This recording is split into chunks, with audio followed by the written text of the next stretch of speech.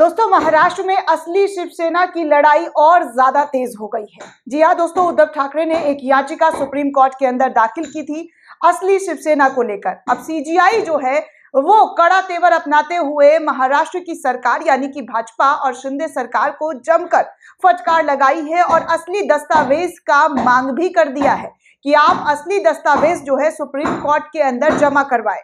इस वक्त महाराष्ट्र में सियासी उठापटक तो जोरों शोरों से है ही। सीटों के बंटवारे के लिए अमित शाह और शिंदे आमने सामने एक दूसरे से खुलकर बगावत कर रहे हैं, एक दूसरे पर एहसान याद दिला रहे हैं, एक दूसरे को बता रहे हैं कि हमने आपकी पार्टी के लिए क्या किया, हमने आपको सीएम बना दिया। तो ये सब कुछ महाराष्ट्र में उठापटक हो ही रहा था कि इसी बीच सुप्रीम कोर्ट में उद्धव ठाकरे की तरफ से दी गई याचिका पर सीजीआई ने कड़ा एक्शन लेते हुए क्या कुछ कहा है। दोस्तों, इस बात की जानकारी आप खुद देखिए कि कैसे सीजीआई के एक्शन से बीजेपी की सरकार महाराष्ट्र में शायद, जी हाँ शायद, गिर सकती है। खबरों की अगर बात की जाए तो असली शिवसेना पर महाराष्ट्र स्पीकर का फैसला हमारे आदेश के खिलाफ नहीं है, ऐसी का तीखा सवाल जो है राहुल नार्वेकर को लेकर जो है किया गया है। दरअसल दोस्तों, आपको बता दें कि महाराष्ट्र में असली शिवसेना को लेकर जंग अभी थमी नहीं है, अभी भी जंग लगातार दिखाई दे रही है। आपस में शिवसेना यानी कि उद्धव गुट और शिंदे गुट को लेकर लगातार तू मैं देखने को मिल रहा है और ये मामला सुप्रीम कोर्ट में पहुंचा हुआ है। गुरुवार को सुप्रीम कोर्ट ने महाराष्ट्र विधानसभा अध्यक्ष राहुल नार्वेकर के उस फैसले पर सवाल उठा दिया है दोस्तों, जिसमें उन्होंने एकनाथ शिंदे गुट को असली शिवसेना माना था।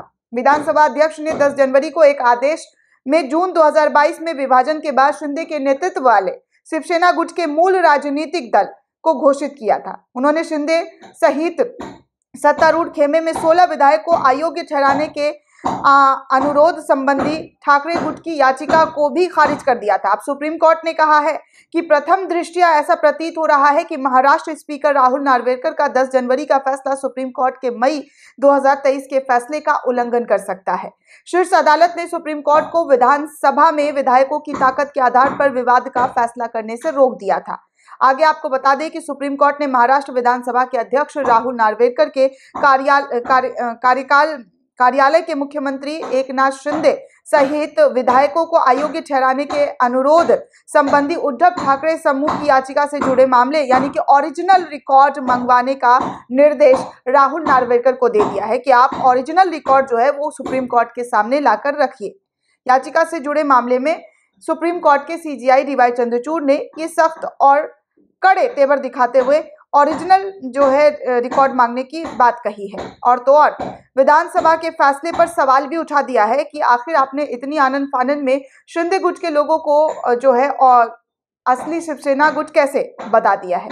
आपको बता दें दोस्तों, प्रधान न्यायाधीश यानी कि डीवाई चंद्रचूड़ और न्यायमूर्ति जेबी पारदीवाला और न्यायमूर्ति मनोज मिश्रा की पीठ ने शिंदे गुट द्वारा ठाकरे खेमे पर रिकॉर्ड में जालसाजी किए जाने का आरोप लगाने के बाद मूल दस्तावेज मांगे थे। अब वरिष्ठ अधिवक्ता देवदत्त कामत, कपिल सिब्बल और एएम संघवी ने मुख्य न्यायाधीश डीवाई चंद्रचूड़ और जस्टिस जेबी पारदीवाला और मनोज मिश्रा की पीठ को बताया है कि नार्वेकर ने अपने फैसले में सुभाष देसाई मामले में शीर्ष अदालत द्वारा दिए गए फैसले का उल्लंघन कर डाला है।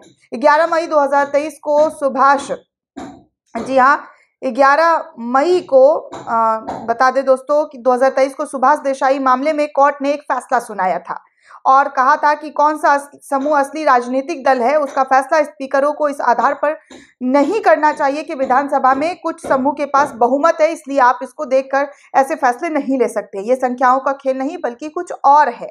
तो सुप्रीम कोर्ट ने पहले ठाकरे समूह की याचिका पर नोटिस जारी कर दिया था, लेकिन अब न्यायालय ने शिंदे और उनके विधायकों के खिलाफ 1 अप्रैल या उससे पहले जवाब दाखिल करने को कहा है। याचिका को 8 अप्रैल को अंतिम सुनवाई के लिए लिस्टेड कर दिया गया है। पीठ ने कहा है कि वो याचिका की विचारणीयता के मुद्दे पर जो है मुद्दे को खुला रखेगी और सुप्रीम कोर्ट ने उद्धव ठाकरे गुट की एक याचिका 22 जनवरी को महाराष्ट्र के मुख्यमंत्री शिंदे और कुछ अन्य विधायकों के खिलाफ जवाब मांगा था।